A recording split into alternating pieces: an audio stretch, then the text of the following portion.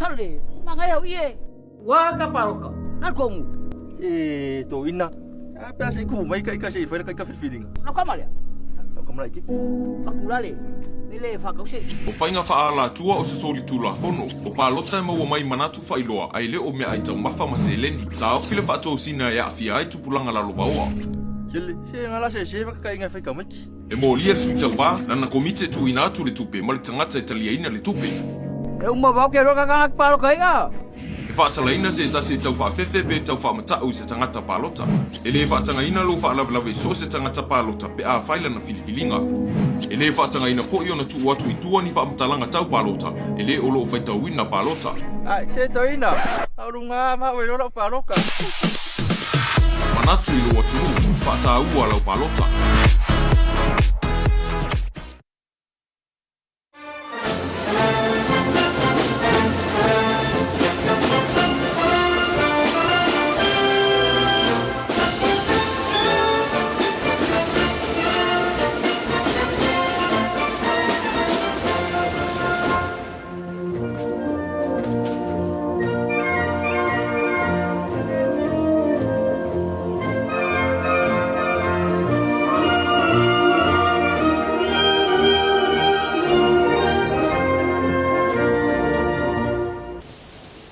Fifia te whaatalo whaatu Samoa le nei e fiafi le tatou pokalame lona vaenga lona lima. Le pokalame o whainga pālota Samoa le lua whelua lima e peo na masani o na e mai mua mai ai ia fiafi o pō o aso sate. Tasi, o le pokalame le nei wa mawhai o na awina ato no le lango sua mai a le ofisa o whainga pālota Samoa e le ngata ili na e molifo i le mātou whaafitai le lava i le komesina o Peritania i le atunu. Awa ana le se noa ia i la wane e le mawhai ona awina atu le tātou pokalame. Mawhai e fo na longo pupu ali i aila o tau whaafonga anga inisi o whaasolonga mafuafuanga a o alo atu le tātou atunu o le tātou whainga pālota i le whae unga o le nei masina. Ia o lea ua ma whaatase nei, wo fiafo e o ma whaatase nei ma le whionga le so upu o le ofisa o whainga pālota le nei fiafi. Ia le whionga ia se montafa lima se montafa lava ia le tatai ape o la utoa tau leo se unga. Ia o le lava o lo awai mai mapo. Kalame whatala whata se montafa. Whaafitai fo o mo le ni ava noa ta mafuta whaatasi ai wha o pongo le tātou po kalame le ni vai aso.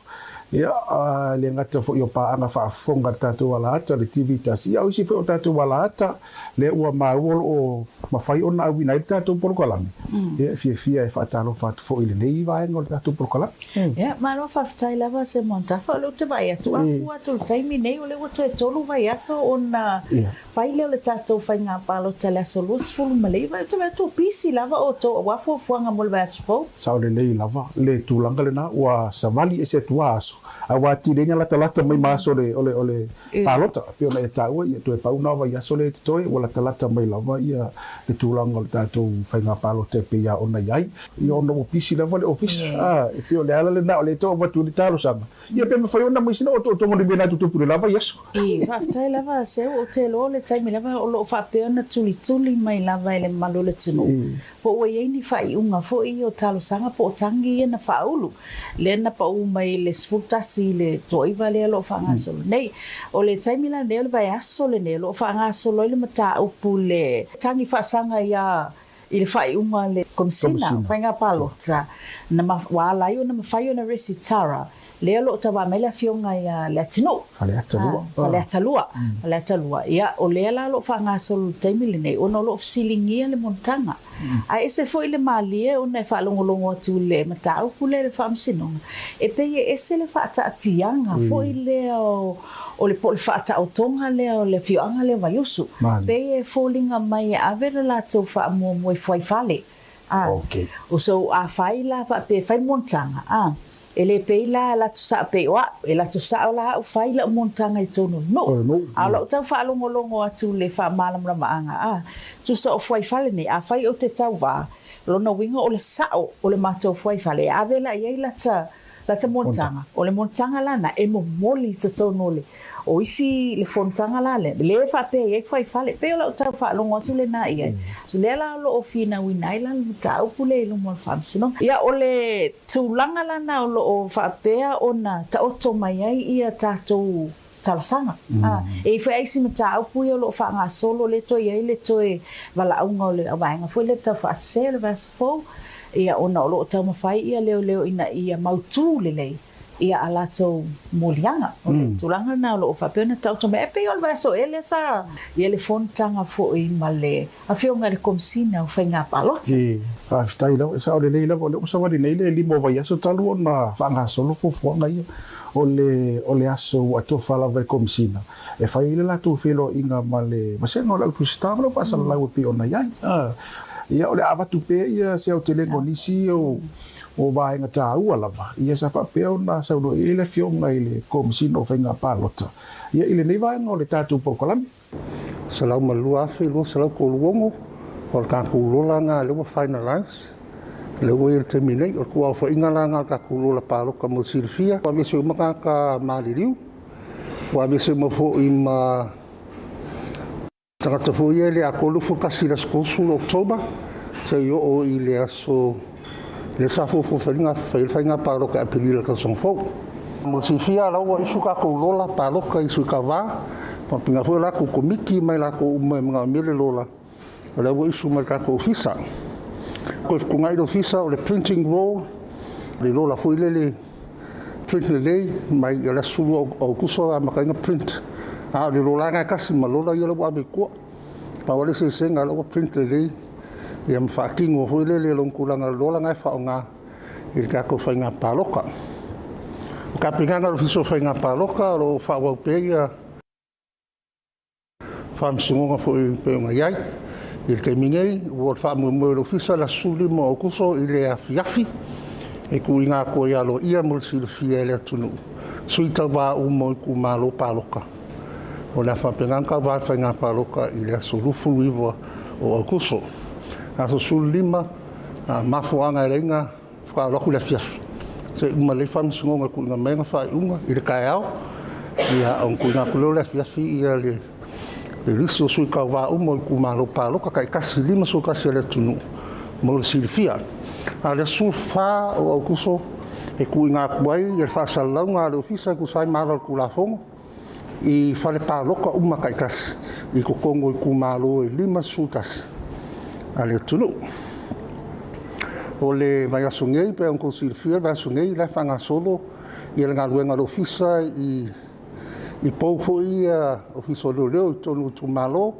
i polu masavai o lo fakalkali ai leo atu le tunu o tal sangaina i ele palo como mo le la sulu fico o kuso o lo avanoa e afio aina e fa kumul kalsanga e kunga mai do ofisa fa ka sei ma pepa fa maungia va nga pensione lo nga va ele IT pensione ya va nga fo io ye nga se tu maultino ia e vai fa maunga foi le fa maungi ai ele nga kai le ia o lo fai fo pa lo kai la ku lo kausia ia o ka ku ka mam tinama tu e fa penga foi la ku imbanga o fa ko e kalia foi la ku en fai pa lo ka ia vang foi ka o caregivers mo no foi mo la ku malanga ia so le fa ki ngol pa lo ka ele nge ia so fa ki ngol pa lo ka wow ia lo avongo foi ai ku nga mai pe pa fa maungia e ngai malanga i le songa lufu fiku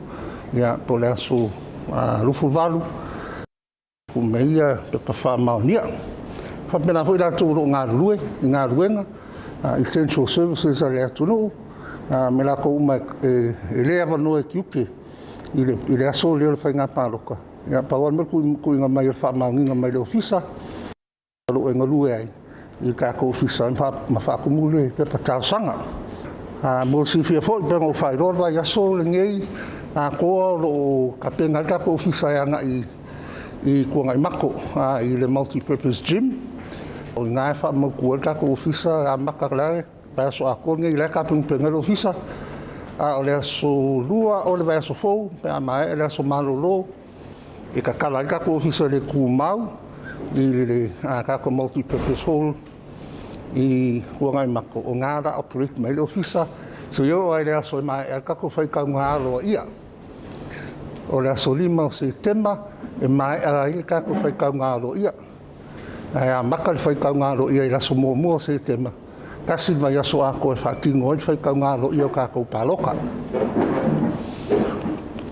Vai aso fofo i le aso sulfa o le aso tofi lea.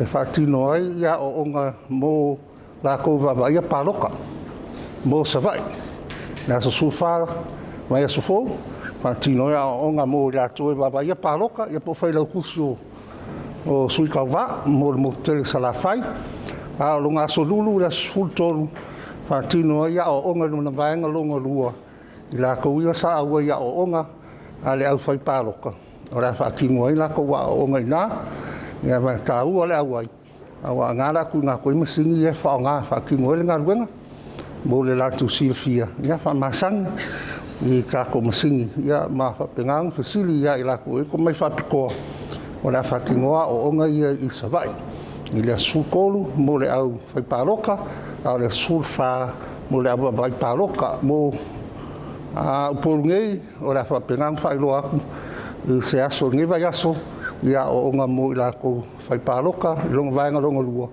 ia ma o nga foi mo la ko vai ka ku paloka aso sulu ono o le masina ho ngai e fa muka lo ia ku nga me ka sanga mo paloka mo ia o tara la bala no ma ka sanga nga le ofisa ma malu la pensione ia fa po foi la ko e manga o fa ko ia o to wa no le leilea o le paloka mo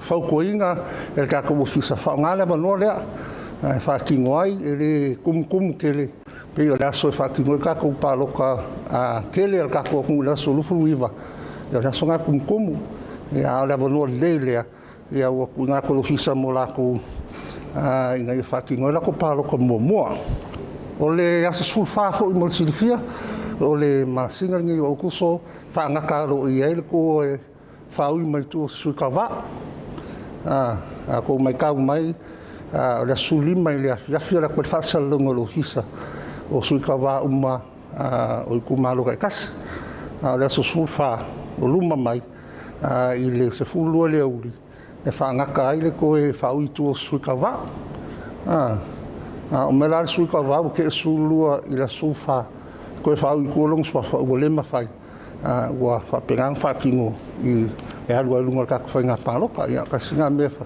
fa ro ko i mamalo suita va i la ko fu ko fa i tu o le sulu i le uli o le aso sulfa e ka un fa i tu o le stofila e asfale le loa tu ina mai ia fa unga fa msinonga le sulima o ku so a le fiafia o ku nga ko ro fa sala nga lo ia ale ofisa ku sai malo tu la fono i sui ka va o tu malo te tas ia o ngai fasi silanga nga mun silfia ke mingai o le atoanga le na o le saunanga le fionga le komsino fenga palota i nisi o mata upu sa fa peo na ye fola sia i le felo inga le matu sitala i le vaiaso ua mavai e pe ia ona failo atu i le ia se sitala i lunatu ia pe a au mai foi ia fina ngalo o le fionga le komsina e fa mala mala mai ma fa ala tele nisi o mata upu e pe ona mai mo ia i le nei vai ngor tato por kalame ai na pauni se o vaenga e taua mo le sile fia tato tunu ua to le pai ona sa ta ua e le fionga le komsina i lana folosanga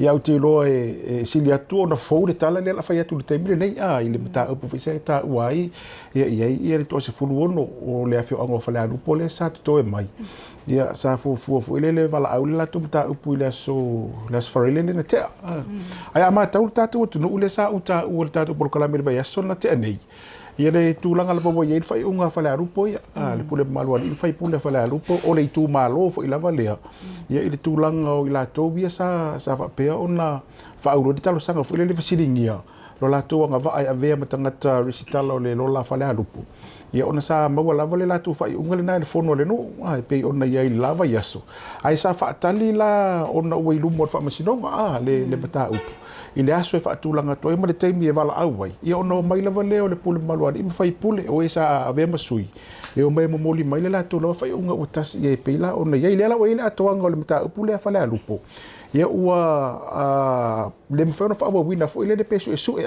mea ni le alava o toi tasi ia le pule maluani ima fai pule o le itu malo toi ave itua la to mta upu o tangata ia sa tau fisilingi la to o tangata lava o le afio anga fale alupo na ese o ingoa ma fa ai o iai ai ono fa mau maunga fo ia le sa ta pa official commission fa inga palo terisitalai le ora sitala sa o ia tangata ia o la to swafa o la to fa ai uma tulanga pe ona iai ia pe o la wa ia tau fa longo atu le autelenga atoa pe o fa tau ina le lo fa sinomanga o le tulanga o pitosili le ona tau ia tatou nei ia mai se lava le tangata Samoa lava ia ai to e usi mai lang mai mole a fa peona va vai foi o le tatou por kalame le fiafi le nei ia ona to e tali mai lea mo le fa o wina o le tatou por kalame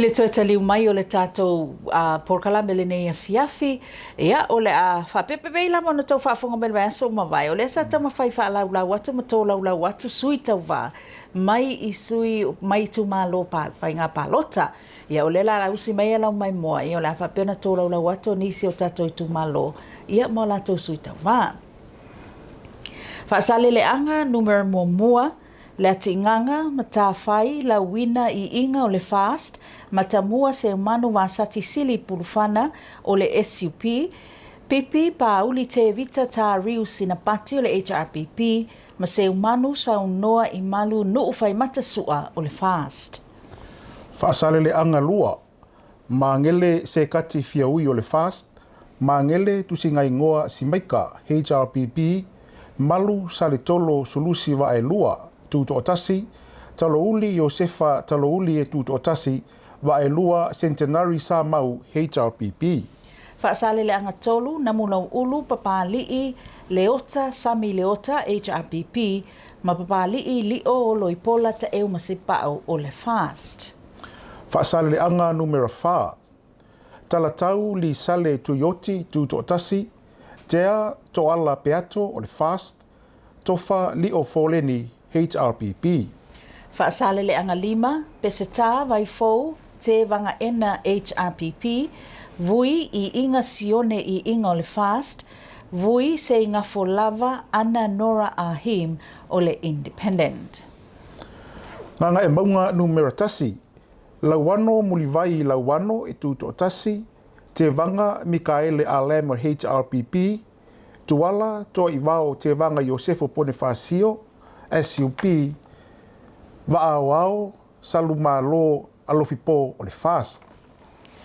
Nganga e maunga numero 2, Ngaluvao, Mataia Velma Ngaluvao o le HRPP o le suita maitai, se wa muli le tuunga fasitoma o le fast, ma valu Mataia na foitoa tala i manuketi o le sui tutotasi.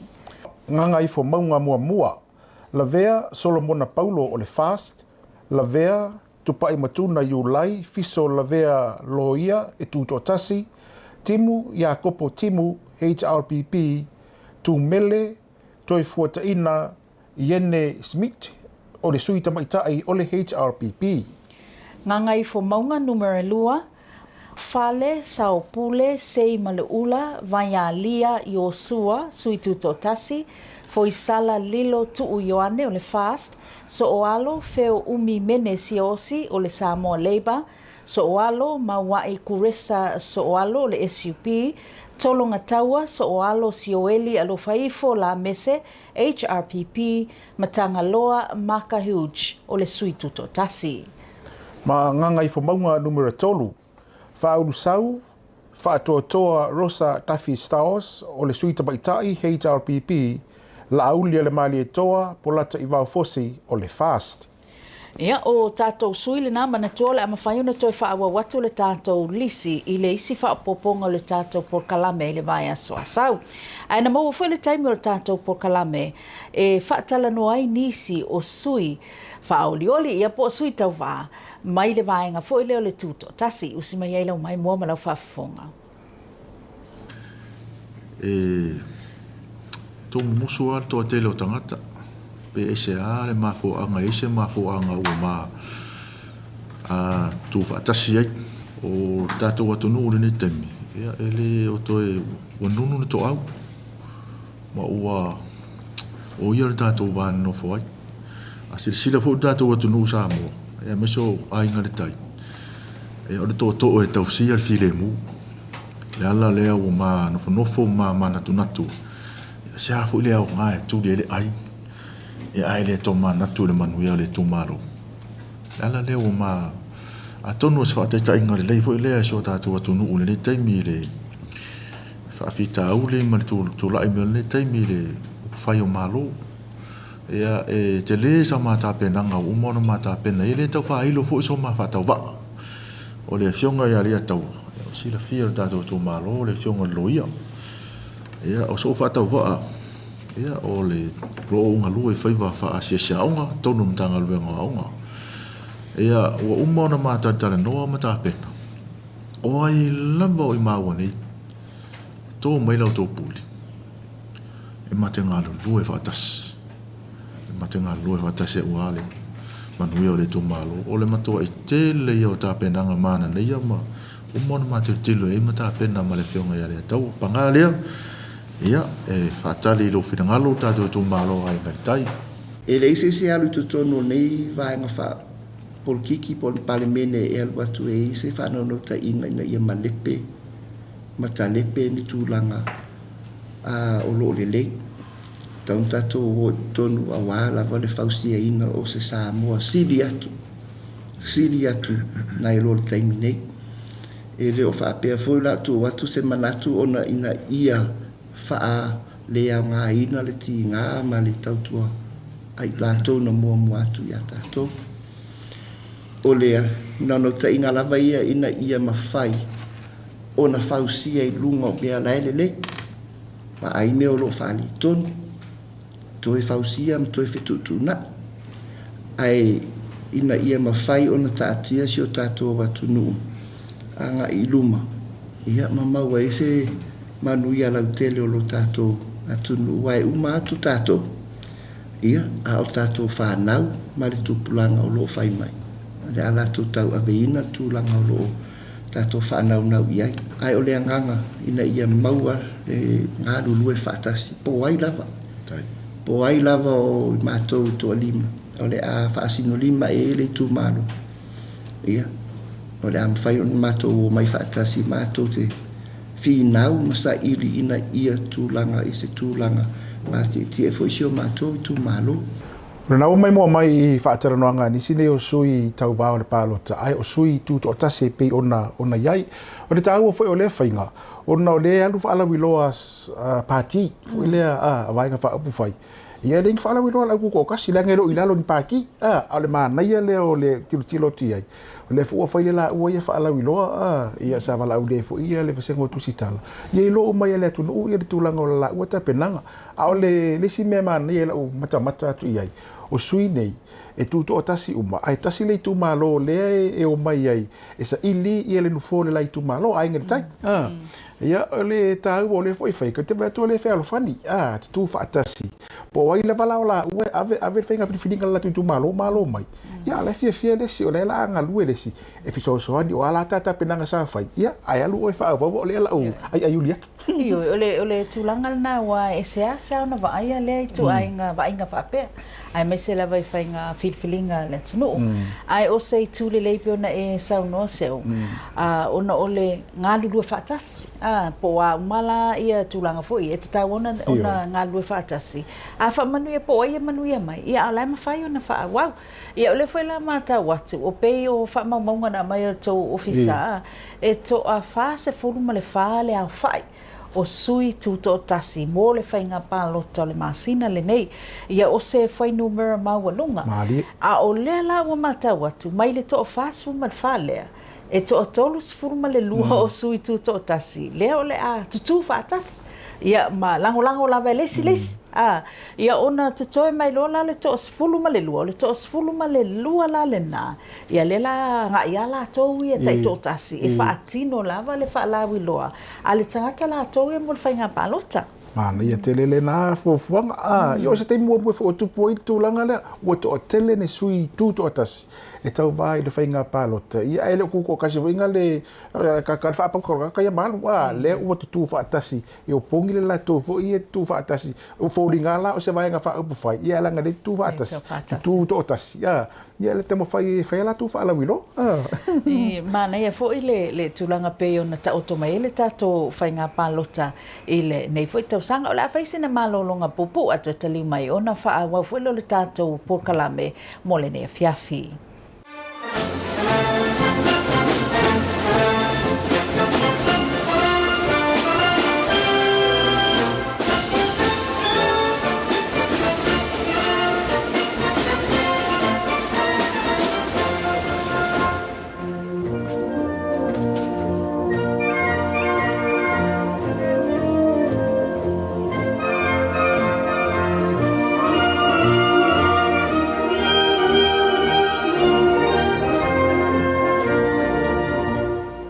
Ia ua masalo le na ua mai asa u iputi koko sa whapeo na tau mafa mai mo mai i le tātou Pōkalame le nea fiafi.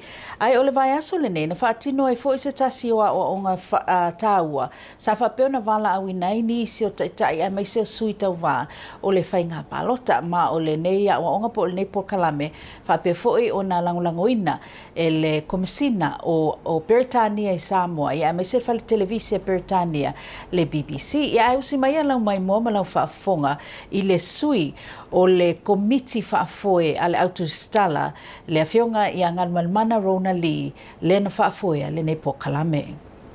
I o le aunga au tū lava o le nei whaamoe mui.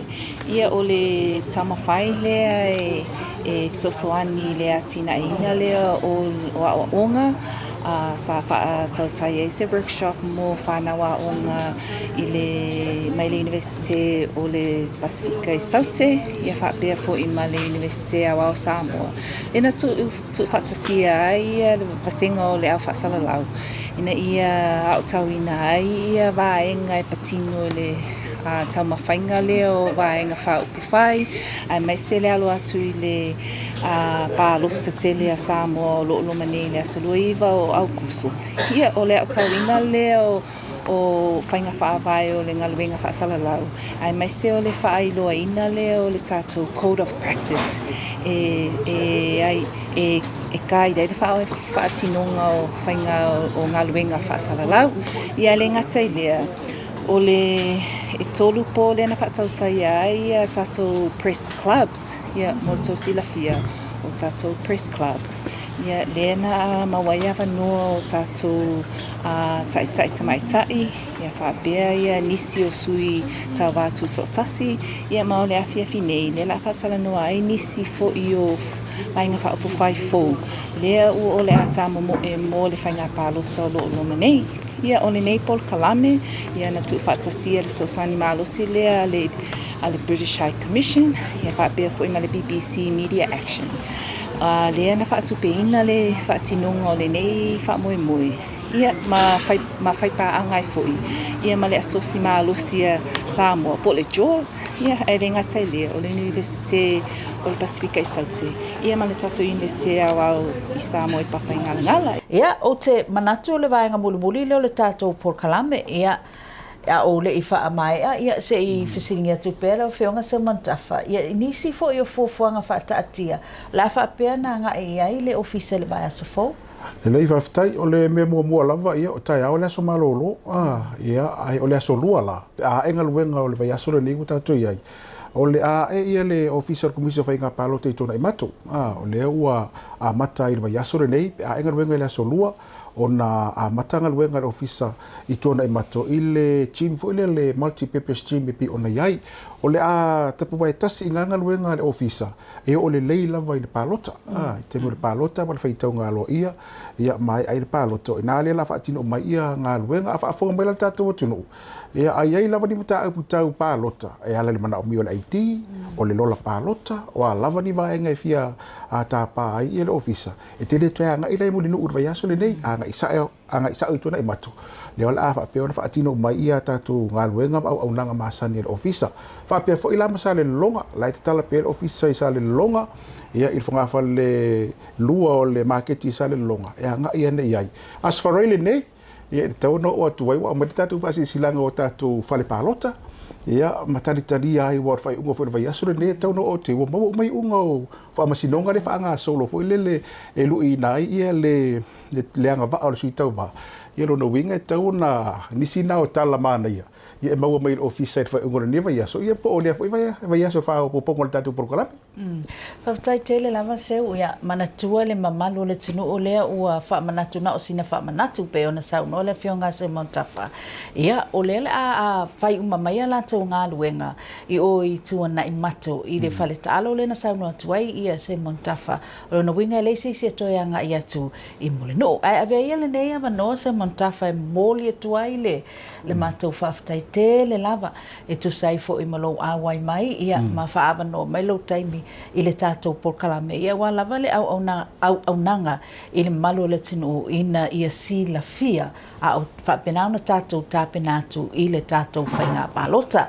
Momoli atu le whaafitai le tātou paanga le komisina o Beretania I tatonu o Samoa ma le lātou langulango sua ia ai me se fo I le ofiso whainga palota I le tātou polkalame le nei fiafi. Ia o le aso sale nei o le aso e ave ai le whaataua I tama malava o Samoa pe ona tātou walo atuai le nei sa taluai ona e na o au le tamaitai I tatono nei potu ia o le momoli atuai au whaamanuianga te le lava mo le aso tama I le sunga ia Rudy Bartley ia alui foisi le sifo I tama o taavale ia ma le tama lea ia whauatea mito ia ele ngata I le na I o le tama fo ile I o taftafa o se Montafa ia ale ngalo ai la whaamanuia te le lava wa e se asa ma whailo ai ia o le whaamanuia lo ia tu le aso tama I le whionga ia tui, eri tāua la pini o le E.T. lai, whaasoi fua ia.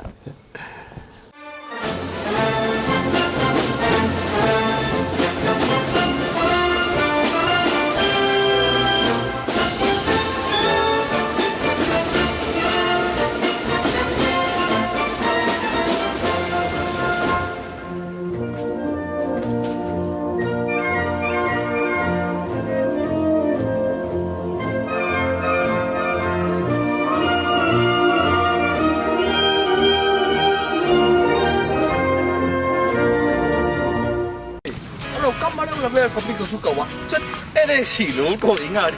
Oi mam lama la ya ingam kula fongo musika ko. Anga be. Ele whaatanga ina lo tu ina to tupe whaato sinai, lo palota whaalua e whaongai le swapo seisi, lo tau whaamatau se tangata palota, po le whaato sina fo I tangata e leanga vai nei e palota. O whainga whaala tua, whainga whaasoli tu la fono, e whale puipui ei oe pe a molia. So se sia ka dia whako singa whaala ku. E molia kula fongo. O le whaamaliaina o tūmaanga I whanua wha Samoa, e le o se alawhanga pe a whai o le whaanamnauta inga maleanganga o le tuinato se tupe, mea aipo o se mea inu, ina ia whaato sina I le tangata palota, ina ia palota mo se suitau wā. Warito ina, ke le paroka lo sui, ke le koe fesu. O whainga whaalatu o se soli ngā tūla whono, ma e ono mori ai le suitau wā ma le tangata palota. Alo whailoa tunu, na natu ilo numanai, whaata ua lau palota.